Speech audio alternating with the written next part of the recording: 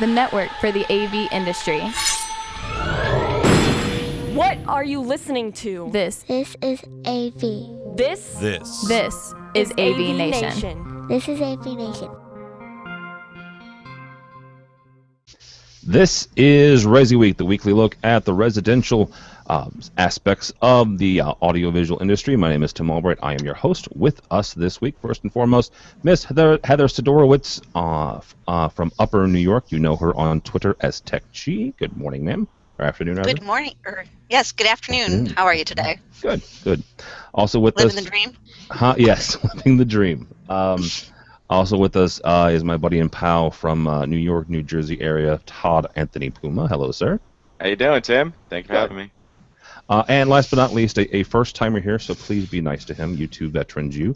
His name is Jason Knott. He is the chief muckety-muck over at CE Pro magazine. Hello, sir. Thanks for having me. Finally, I made it. I've made the big time. Well, yeah, so this is episode 9 of ResiWeek, and it's weird, right? I typically did not do residential folks on AV Week. And so Jason is clearly an ESCE Pro, has been around forever and a day, clearly a residential market magazine. And so I met Jason a couple of years ago, I think at one of the CE Summits. Met him in person for the first time, good guy. And yeah, finally getting him on. So.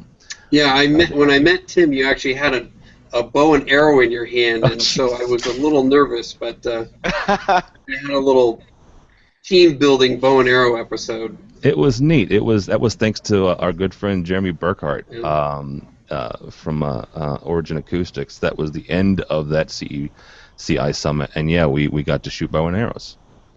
I don't think I hit anybody, but you know. Sounds like Jeremy. Yes, it was fun. Sounds like if you don't. That's actually one of the tamer things that Jeremy does. Yes, it is. That's all I'm going to say about that. Let's move on to the story. So here's on this one. We'll kick off with this kind of DIY thing. It comes to us from The Verge. Amazon has posted something on their website on how to build an Echo speaker. If you're not familiar with what Echo is their Alexa, right? Alexa is where you can walk in. Hi Alexa, turn on my lights, or hi Alexa, turn on my security system, or order me, a sandwich or whatever from Amazon, right? It's an Amazon Now you just product. did that at countless people's house. Well, I don't have an Alexa, so I don't know what I did. Done it for others. But here's the thing. The fact that they posted this DIY piece, right, is kind of interesting. And the idea here is that you can take a Raspberry Pi. Let's get specific here. You have to take a Raspberry Pi and a couple of a USB microphone and a USB speaker, and you can build your own Alexa. Now, Alexa, the proper one, I think, is $180.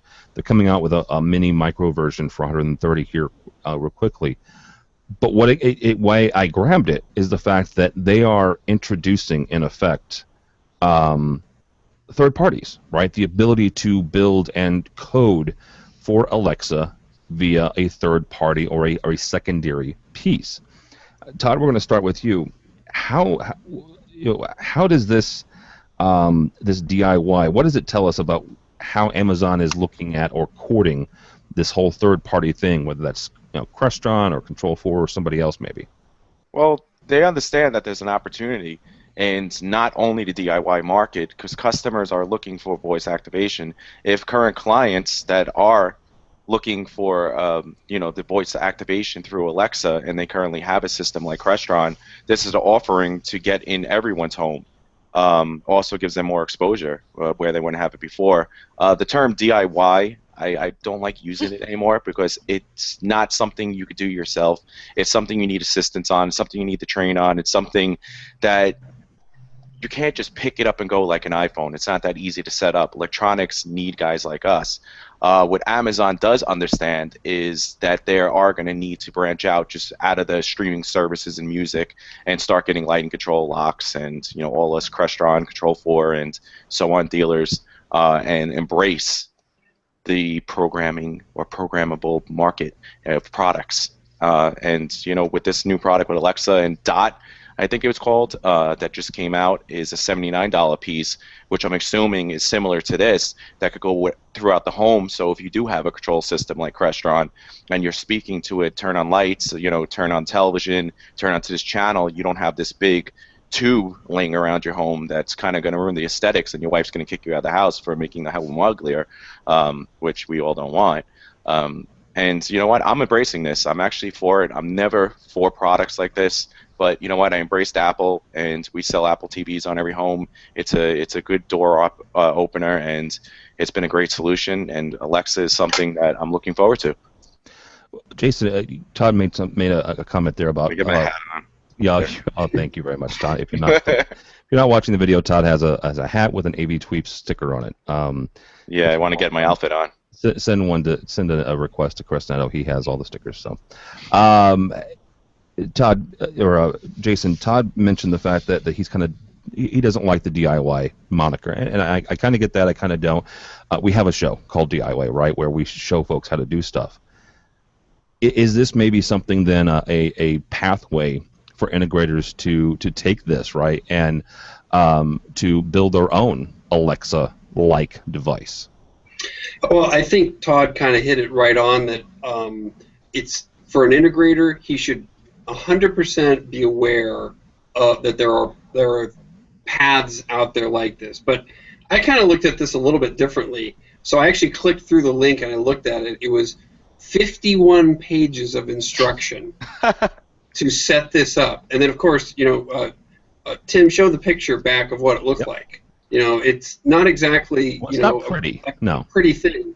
And so here's the cynic in me. I'm wondering if part of the attempt was that Amazon is showing this to kind of upfront show all the uber nerds, the uber geeks, the guys living in their mom's basement. Yeah, guess what? This is possible, and you can build this on your own. But at the same time, I also added up all the product components they tell you to buy for that, and it was $63. So at the same time, for another $100 and something bucks, you can actually get the full finished product, the real deal, the Echo that looks really nice and is tried and true. In fact, in some of the steps they were saying some of the things didn't quite work and all this kind of stuff. So part of the cynic in me thinks that they were doing this to really show you, to say, yeah, you could build one yourself if you really wanted to, but guess what? For about $120 more, you get the real deal. So buy a few less porno magazines and a few less cases of Mountain Dew, and you can do it. You can buy it yourself. Wow, that's Jason Knott at cepro.com. All right. And you make a good point. For $100 extra, and he's right. The retail price of a lot of the components was about $60, $70. For an extra $100, you can get the actual product. And like I said, they're coming out with a light version for $130. So even less than that here coming soon. All right, Heather, down to you on this. Which side do you land on this? Well, I'm with the guys here that I don't think that this is so much do-it-yourself for the average human being, the mass market, because so many of them they're not even watching HD channels and they think they are. So the people that we see every day, they don't know what an Apple TV is. The last person that walked in our store today said, "Hey, I want to cut the cord to cable, but I don't know what streaming is." Okay, so this is where the mass market's at. These are the people who are walking in. So they're not built. They don't even, Raspberry Pi. They're going to think that's a dessert. Not certainly something they can put together. So, but what I think Echo is doing is, this is next generation stuff too. We have an Amazon Echo and it sits in like our breakfast island. And my girls they're 8 and 9 years old, and they talk to her. They say good morning to her every morning, because every morning she has a tidbit. She has some kind of piece of information. Today is Lady Gaga's birthday, and she was born this way. Today. Oh, geez. Today. So, they're going to grow up just like they're not going to know what channel surfing is. They're not going to know what commercials are, because all they watch is Netflix. The same thing is they're going to grow up with understanding voice recognition, certainly more than any of us do.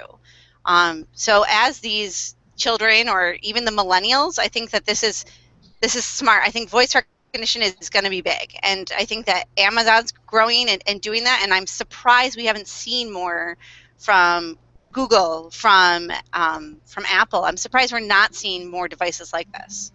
Well, Josh is out, right? Did you ever hear of Josh yet? The artificial intelligence? I've heard of it, yeah, but even Josh is, it's not one of the main ones out there yet, right? That's Todd, correct. do you have Echo? Do you have Amazon? Or, Yes. You do? Yes, I'm And actually working with it now. Are the kids playing with it? I haven't got to that point because it's kind of my toy for the moment. Look it up in like your kitchen and watch your kids play with it. Okay. That's It's something we'll do. really fascinating because that's how your clients are going to play with it too, right? And it's their children who are going to ask. Let me ask Todd and Heather this question. What do you feel? I think voice control is progressing so rapidly, and I agree with the Echo is so great, but has this completely just wiped out the thunder completely from the Apple Watch that 18 months ago was like, whoa, here is the new interface. Now you don't hear a lot of people talking about Apple Watch for home automation. I agree. The Apple Watch, I think, was disappointing. The way it was brought to market was exciting. There was a lot of over-promising, and then once you got it, you're like, what is this thing? It doesn't do anything. Automation, I can't even control anything on it. So its thunder was lost. I think the way they went to market was poor. And sometimes when you oversell something, there's a big disappointment when it doesn't reach those levels for people. The Amazon, anything with voice control, customers every day, even before Amazon came out with Alexa, has been something they've been asking for. Hey, can I control my house and tell it to turn the lights on, do this, do that? The one question I always ask my customers is, you want to talk more when you're done with the day? Don't you just want to sit back and relax? Because your mind is moving. When you're telling something to turn on or you're telling something to do a step, that takes a thought, right? When you're using a remote control, your brain is kind of doing it naturally. It's like walking or riding a bike or whatever it may be. You're kind of getting in the driver's seat at that point, and you're doing an extra step that's going to make you even more mentally stressed out. I think that this is great. People do want it, but once they get it, they're not going to use it because, like I said. Todd, I think it depends on where you're using it too. Because I agree, I like my remote in my living room. Right. But when I'm in the kitchen and I'm making dinner and I'm running around and I can say, Alexa, add milk to my shopping list, and it's there, and I'm doing two things at once now as my ADD brain goes, that's the part that makes it a bit of the beginnings of a game changer for me. Now, there's no Sonos. I think that would be a huge game changer is if Alexa and Sonos work together, that I could come in, unload groceries, and say, Alexa, play Sonos Lady Gaga and station, or play Shuffle. That's really what's going to start to change the game, when we have to stop worrying about getting the phone out and pressing a button or three and being able to use those kind of recognition. But don't you? I'm sorry. Go ahead. No, go. Don't you have a fear, like anything, even right now with programming and the way things are built? All these companies really don't work that well together, even though they say they work great. Now we're going to take voice operation, promise to a customer, say, hey, turn on Pandora to whatever, hit station 80s. And it's not going to do that. The customers are going to call us just like the cable companies. We're relying on this third-party manufacturer that pardon me for saying this, but there's no margin to be put into it, and we're going to be dealing with all the service calls. We're the first end of when there's a service-related issue. We take care of more problems for Cablevision, Comcast, and Fios, and we should be paid for all the calls that we don't get sent to them. Plug it back in.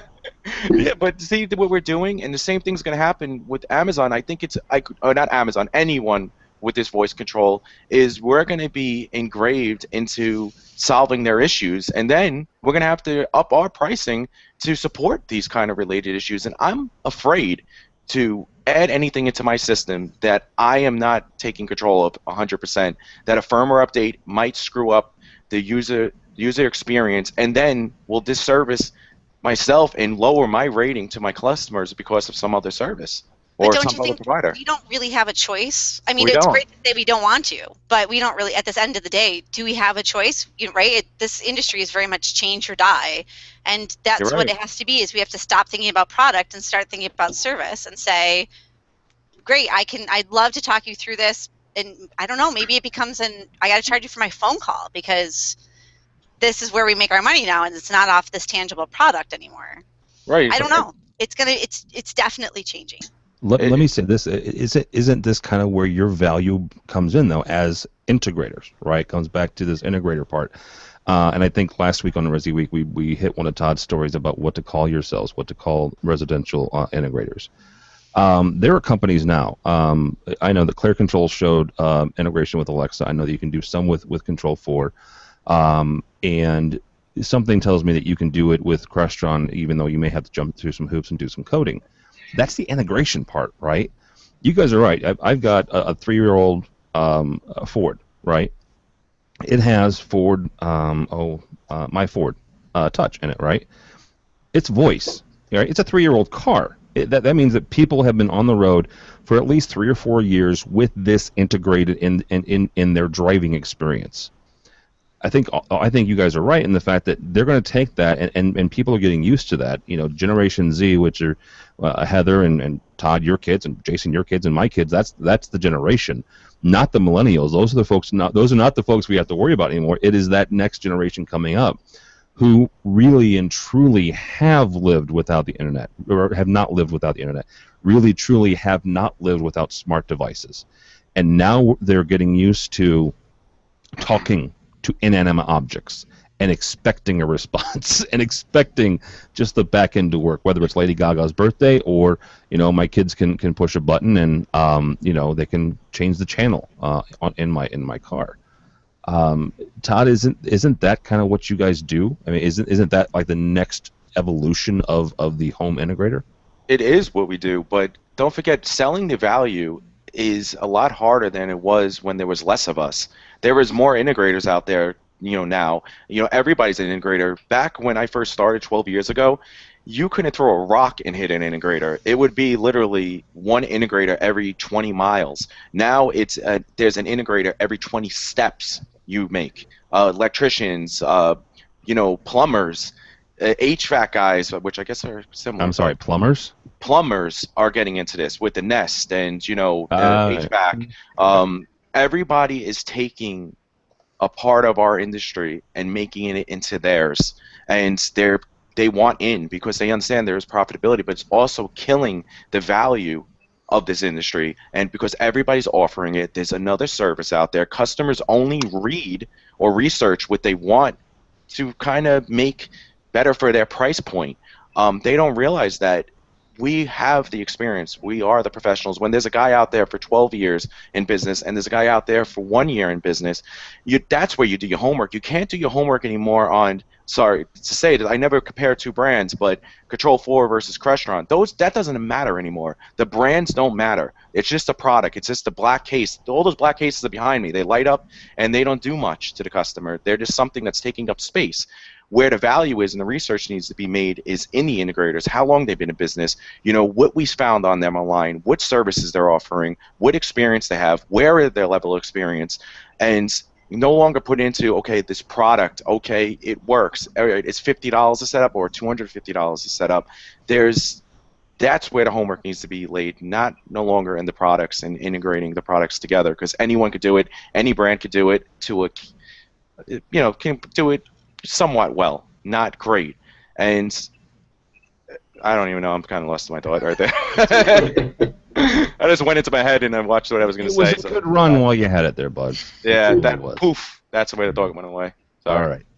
Let's move on here to one of Jason's. That kind of segues us to Todd's article. It does. It does. We'll go there. I was going to go someplace else, but let's do that. Todd wrote a nice piece about doing this very thing, doing your homework.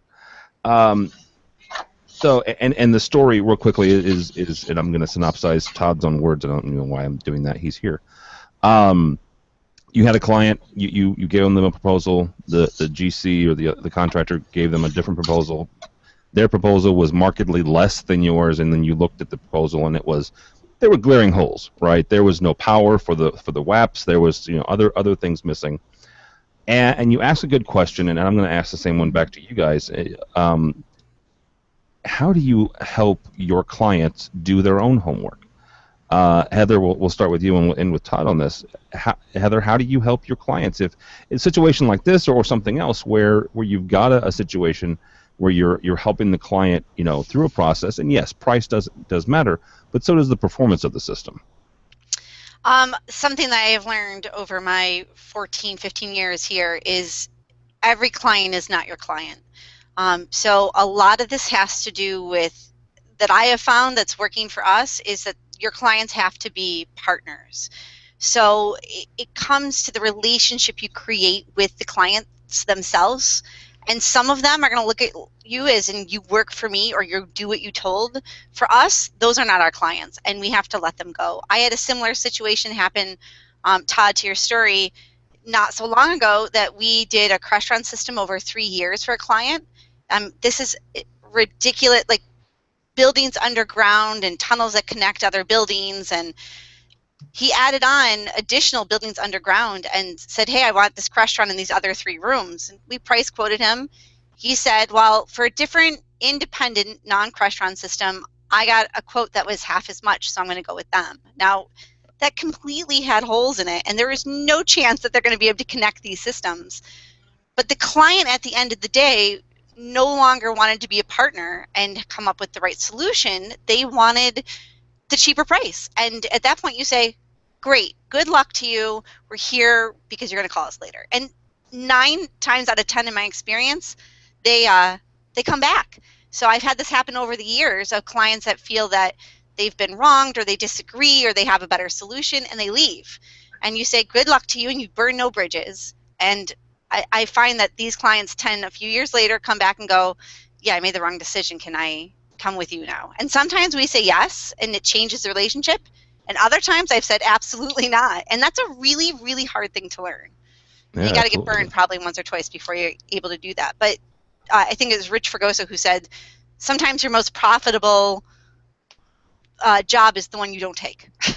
Yeah, and that's valued. That's absolutely valid. Jason, you've heard numerous stories over the years. How would you advise integrators to help educate their clients? Well, I think this is a great article, by the way, and I kind of just looking at it from even a bigger picture perspective and kind of leading in, based it upon what Todd was mentioning a few seconds ago. I find it interesting to juxtapose this compared to what you see in the security industry. So in the security industry, it is a heavily licensed industry. So most states, I think it's about 36 of the states actually have licensing in place, whereas the low voltage industry has shunned away from that. And in the security space, you actually find security integrators who work hand in hand with the licensing bureau to set up stings to try and catch unlicensed security integrators submitting bids on projects, whether they're residential or even big, large consumer ones. And so I kind of put this in, and I would ask this question back to Todd and Heather, what their thoughts are. Is this industry, and again, as much as I'm a person who loves free enterprise and doesn't like the government intrusion, but if we're to the point where we have an integrator every 20 feet, as you say, Todd, is the low voltage industry ready for some sort of licensing? Oh yeah, I've been telling Vin Bruno. So wow, I can't even talk. I think right now. All my thoughts went away with the original conversation. But yeah, Vin Bruno, I've been telling him this, that we need the structure at this point. We need to have something that labels us as professionals, something that separates us from this and them. You know, that at this point that we don't have anything, and we need some kind of licensing. Why not? You know, if they did it for the security guys and they did it for electricians over hundreds of years or whatever it's maybe been, why can't we get it? I think we're at that point. We have grown. We're in everyone's home, and even contractors plan on putting us in their homes as a pre-built. So it's time, and I think we need to do this, you know, at this point. You know, the other thing I'll throw in, just kind of another perspective on this, and this whole conversation reminded me of a couple years ago, one of the events of Frank White was talking. Frank White's a renowned guy who's been in the industry for a long, long time. But it was interesting because he had a group of guys there, and and he asked the question to about 30 guys in the room. He said, how do you respond when a customer says, gee, why are your prices so high? And I want to tell you, it was crickets and tumbleweeds. Nobody in the room had actually prepared a response to that question. And if there's any lesson out of this, what Todd did is, I think, a great job in terms of pointing out the problems in that potential bid that was being submitted against him. But at the very minimum, you have to be prepared to answer that question from your customer, that what your cost structure is, what your training is, how you're going to integrate this system, how you're going to be with them as a partner, as Heather was saying, throughout this process and after the job is completed, and what separates you from everybody else out there. And if there's anything, spend 25 seconds or 30 seconds in the mirror just practicing answering that question, because guaranteed the integrators are asked that question all the time, and if you're not prepared, then you're not going to get those jobs. Yeah, absolutely. You're right. All right, that actually brings us to you guys are doing a very good job segueing, by the way. I should have you all three on every week. We're going to talk, actually, one of Jason's stories about CEDIA Business Exchange. The actual event's taking place May 11th through the 13th in San Diego, so good for you guys if you're going. Beautiful, beautiful town. But Jason, you started out the article saying that hiring, retaining, motivating, and empowering employees is one of the biggest challenges facing home technology professionals today. Agreed. And you go through and talk about the business, the CEDIA Business Exchange. So, Jason, we'll start with you. How do integrators retain and motivate their employees? It's a big issue, and I got to tell you, at least every 2 weeks, at least, I get an email or a phone call from people that I know in the industry saying that they're looking for somebody.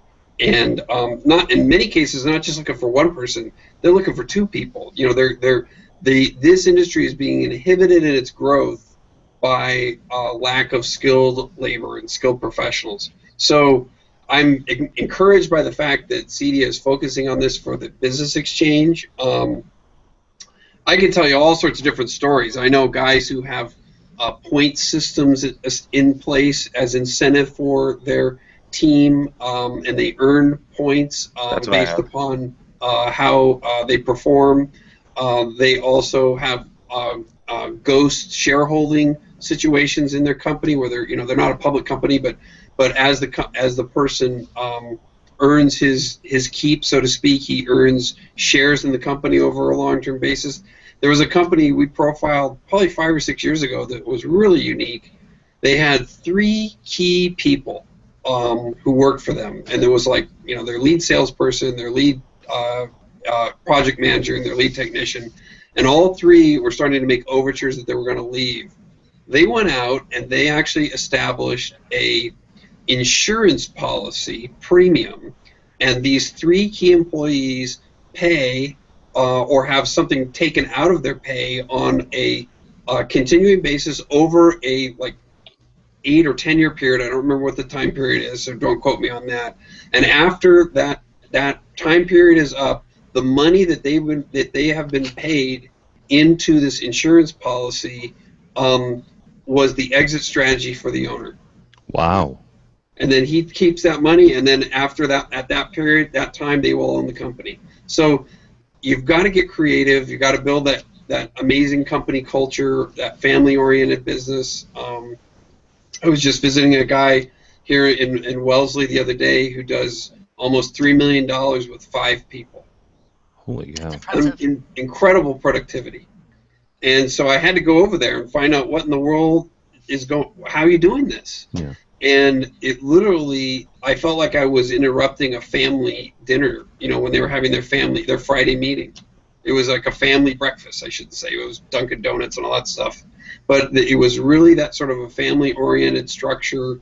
And the other key to him, he loves when we do the CE Pro wage and salary study, because he said he takes it, he puts it in front of him, he says, because he pays well above that, well above the averages. And he goes, a lot of people know that pay is way down on the list, but he makes sure that his people are paid well above the industry averages. So I droned on a little bit there. So No, I'll let that's, everybody that's else awesome chime in. though. Well, Yeah. I feel the pay is what everybody complains about, or everybody feels, based on my experiences, is that's where people are unhappy.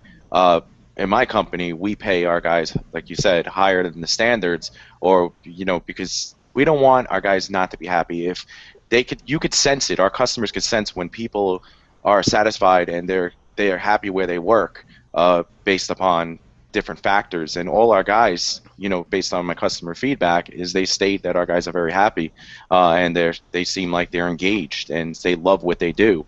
And keeping your guys happy is the most important part of this industry, and it's the hardest challenge because there's so many different things you need to do in order to keep them happy. And listening is one of them. Is sitting down and hearing them out and letting them be empowered to make decisions on the company level. Because I can't be everywhere at once. I can't hear everything. I can't see everything, but they do. They see everything that's going on behind the scenes. I only see it from the front end. I see what the customers are telling me. I see what the other trades are telling me about my guys. They see what's happening in the mix, and their opinion is.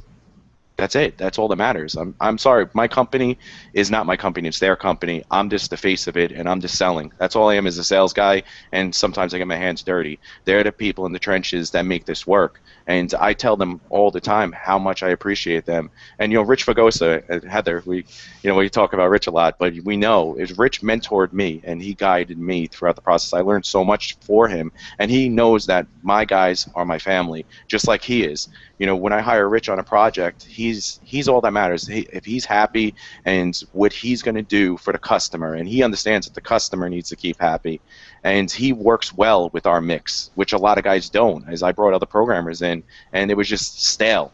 And we don't need stale people. We need personalities. We need people who are expressive and who really love what they do.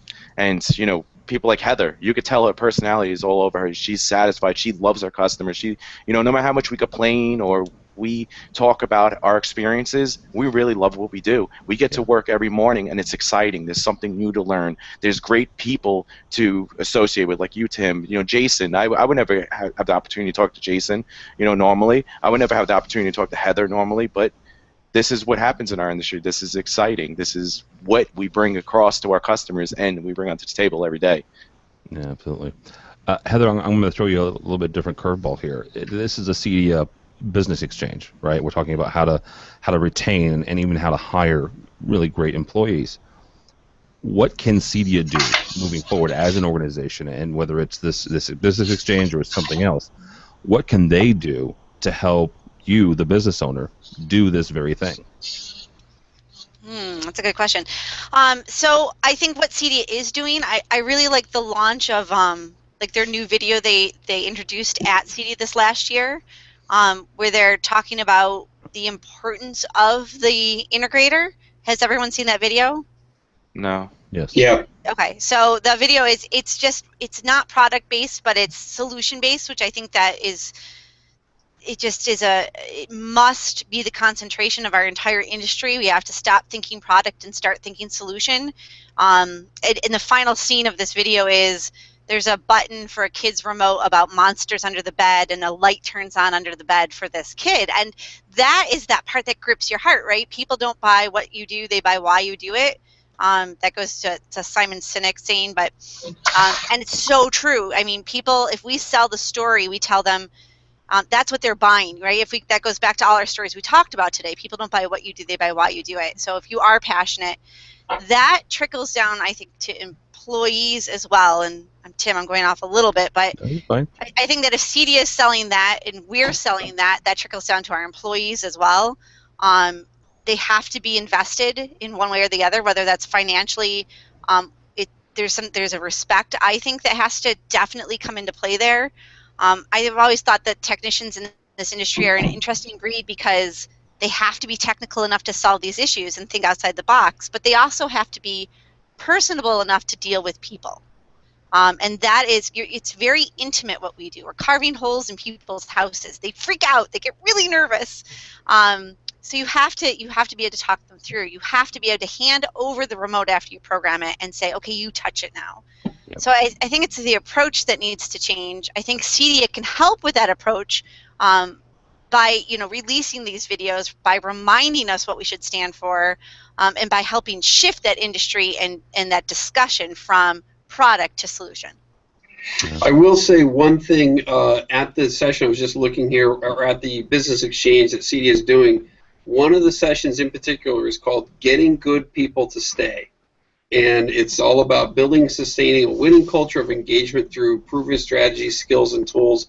And it's done by an outside consultant who specializes in this. And just to pick up on something that Todd said that I do think is important, this company I visited the other day, empowerment really was kind of the name of the game. Every one of these 5 individuals at his company are empowered to do whatever they need to do, no questions asked, to serve the customer, and are supported 100%, and even to the point where they don't have to request to work overtime or work extra hours, or any time that they automatically put in and above the Massachusetts state law of 8 hours per day, they are automatically compensated. They don't have to ask, hey, I want to stay an extra hour and a half to finish this project off tonight. So empowerment might be one of the other keys. That's a huge thing. Absolutely, it's a huge thing, because back to Todd's point, they're the ones who are in the trenches, right? So they're the ones that know, you know what, if I say an extra hour or an extra 2 hours, I can be off this job, we can close it out, we can bill it, we can do a final billing, and then I can be ready for tomorrow morning. So absolutely, empowerment's a huge thing. So, all right, guys, that is going to do it. Thank you so much. Mr. Knott, thank you. Thank you very much for having me. How do people find you and or CE Pro? CEPro.com, easy for the website, and I'm at jknott, so that's JKNOTT, at ehpub.com. If you want to email, I'm always accessible if I'm not traveling. Yeah, and he's still accessible then. He just, he answers it, on the plane and stuff. So. Ms. Sidorowicz, thank you, ma'am. My pleasure. Thanks for having me on again. Yep. And how can people find you? You can find me on Twitter at tech_chi, CHI. You can find me in the company at southtownav.com and all the other normal places. All right, very good. And Mr. Puma, last but not least, how do people find you? You can find me on Twitter at Todd Anthony Puma, or you can find me at thesourcehometheater.com and send me a call or get in touch with me so I can hear from you. Hear from you. God, I love your New York accent. All right. Thanks so much for listening. Don't follow me. I do nothing but complain about the Bears at this point. Even though I know it's the off season. Go by the website though. Lots of really great people have done an awful lot of good work on it. AVNation.tv. AVNation.tv. You'll find this program and a host of others. I mentioned AV Week. That is our weekly commercial and pro AV show that happens every Friday. You'll find that. We have a brand new State of Control where we talk about controller automation and a whole lot others. AVNation.tv. AVNation.tv. Thank you so much for listening. Thank you so much for watching. This has been ResiWeek.